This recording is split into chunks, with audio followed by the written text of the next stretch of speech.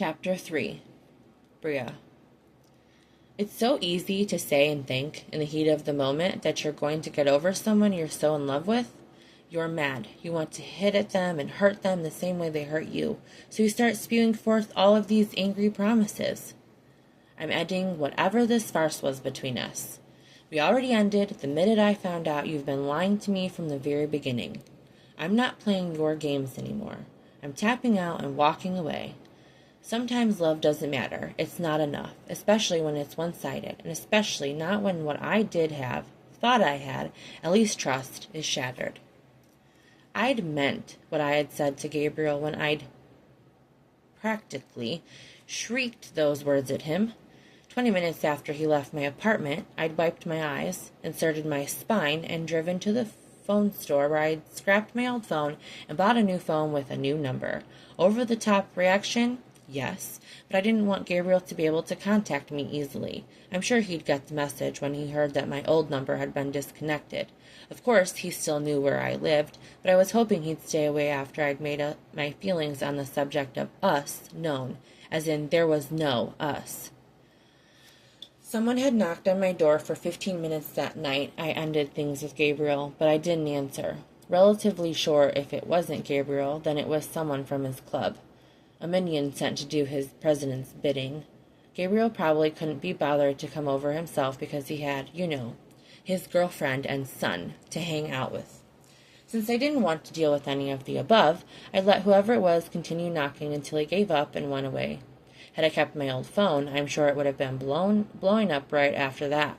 No matter how many nights he spent away from me, Gabriel always kept in touch. Looking back, sometimes his texts to me were so frequent on the nights he had club business, as the bastard had referred to overnight visits with his son and girlfriend. I'm not sure how he could have kept from his live-in girlfriend. Although he managed to keep both a girlfriend and a son from me for 7 months. So the man clearly had mad skills as the master of deception. How he could have kept this from me, I would never know. And I don't mean for a logistical sort of how, but from a human decency sort of how. To be honest, I couldn't even think of it without feelings as if I'd inhaled a huge gulp of sub-zero air into my lungs. It burned, plain and simple. He'd had his son and girlfriend living with him for months before I'd ever even met Gabriel. He knew he wasn't free to pursue anything with me, yet he had. Relentlessly, charmingly, purposefully, and now I could add dishonesty to that list. As a freelance copywriter, one of my regular clients, Philip Donnell, had asked me to write a blog post for his company's website about the huge Thanksgiving/Christmas charity drive they were sponsoring with Gabriel's MC, Lords of Misrule.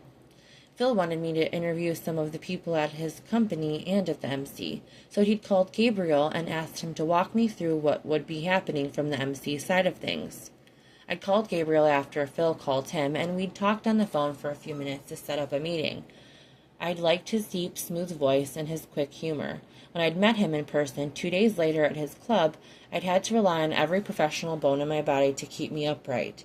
To put it in old-fashioned terms, I literally went weak in the knees when I saw Gabriel Donovan, with his dark hair, green eyes, and dark, neatly trimmed beard. When he stood up from behind his office desk, I saw he was tall, well-built and muscular, but not overly developed like a gym rat. Without saying a word, the man pulled at me on every level, as if he'd been designed specifically to draw in the female of the species. His big hand had shot out to grasp my upper arm. "Are you okay?" "Other than being incredibly embarrassed that my legs are wobbly due to you being the most beautiful man I've ever seen, yeah, sure, okay." My skin tingled where he'd touched me, and I'd nodded, trying to find my voice. "Just these stupid shoes," I'd blurted out, thinking that would make a plausible reason for me to have stumbled in front of this man.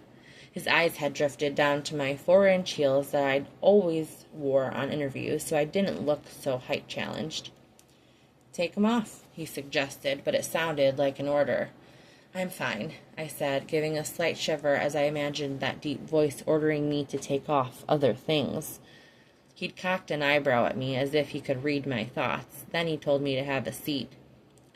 I need to talk to a prospect, then I'll be right back. He'd popped out of the office for no more than 2 minutes before he returned carrying 2 mugs. Setting one down in front of me, he said, I guessed on the cream and sugar, but if you don't like it, I'll get you another one. I swear I stared at that coffee mug for a full minute. He got me coffee? Damn it, that was common consideration, nothing swoon-worthy. For heaven's sake, I'd had boyfriends before, one even relatively serious one, but one of them had ever caused a physical reaction to me like this man did without even trying. He got me coffee, and I was ready to tackle him to the floor. Get it together, Breah, and quit acting like an idiot.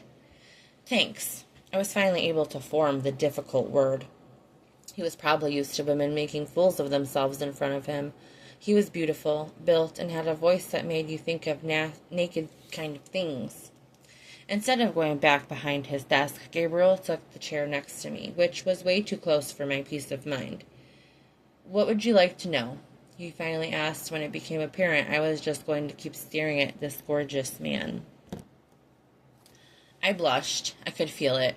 But that made me snap to and force my brain out of its Gabriel haze. So we began discussing the charity event, and I even managed to ask questions that were on topic so I could gather enough information. Half an hour into our discussion, there was a knock on his door, and a prospect popped in and brought 2 bags to Gabriel. With a nod, he left the room, and Gabriel handed me the first bag. Guessed on the size, but figured you'd need them when I showed you around in a bit. I peeked into the bag and pulled out a shoebox. Inside was a pair of buttery soft leather flats, in my size. I looked from the shoes to Gabriel. You didn't need to do that, but thank you. Didn't want to risk you twisting your ankle in those heels, he said, holding my eyes with his beautiful green ones. I appreciate that. I'll pay you. You won't, he assured me in no uncertain terms. Then he handed me the next bag. Inside was a box holding an assortment of donuts and croissants. Wasn't sure what you liked. You! I like you, I thought. Was an offering of shoes and assorted donuts swoon-worthy? Because I was swooning again. After that first interview, it was game on for Gabriel in his take-no-prisoners way. He'd insisted on getting my number in case he thought of anything else before our next interview. Only 2 days away, when he was going to tell me more about the charity drive and all of the events scheduled to be happening over that weekend. He texted me several times over those 2 days, texts that had nothing to do with the blog I was writing. His last one had been intriguing. Wear jeans tomorrow and boots or heavy-soled shoes. I'm taking you on my bike. He had made good on his promise, and although it had been somewhat scary at first, I soon relaxed and just enjoyed the sensation of flying. When I'd gotten all of the information I needed from Gabriel, I thought that would be the last time I saw him until the actual charity event in a couple of months. Phil had already booked me to cover the weekend for his company website, but Gabriel had gone after me with a single-minded purpose that was pure Gabriel. For weeks after the interview, he had texted me, and soon those texts turned to calls a few nights a week. And then that quickly became a nightly occurrence. He'd asked me out multiple times, but I'd turned him down every time. To be honest, I hadn't been thrilled at the thought of getting involved with the president of a motorcycle club, no matter how attracted to him I'd been. Having watched every episode of Sons of Anarchy, I was pretty much an expert on MCs, and I knew what went on there. No matter how much Gabriel called to me, I was afraid to go there with him.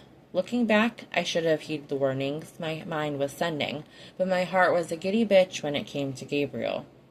One night, after I'd turned him down for a dinner date yet again, he'd shown up at my apartment looking unhappy. Why are you fighting this so hard, Breah? No hi, no how are you, just straight to the point. I'm concerned about getting involved with the president of a motorcycle club. I managed to get out.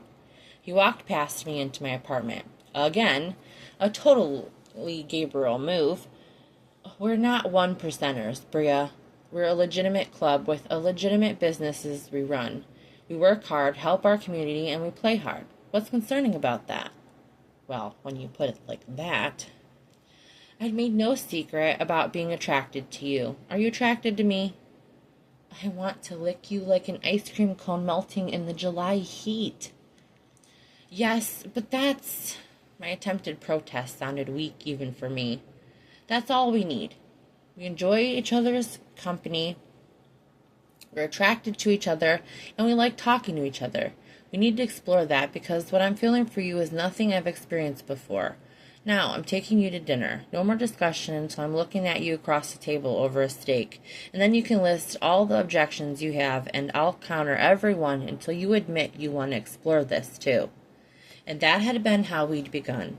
It had been 7 months of perfection until James had opened my eyes and destroyed my fairy tale bubble.